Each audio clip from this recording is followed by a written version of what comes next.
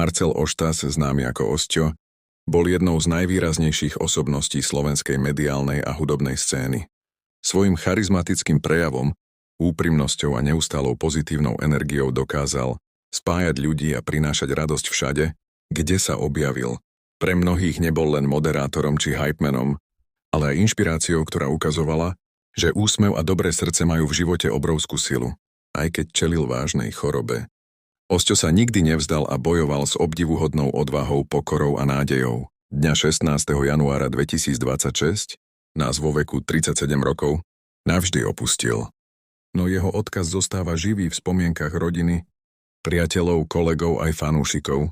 Zanechal po sebe stopu, ktorú nemožno vymazať. Stopu láskavosti, úprimnosti a ľudskosti. Jeho hlas, úsmev a energia budú navždy patriť k slovenskej kultúrnej pamäti. Odpočívaj v pokoji, Osťo.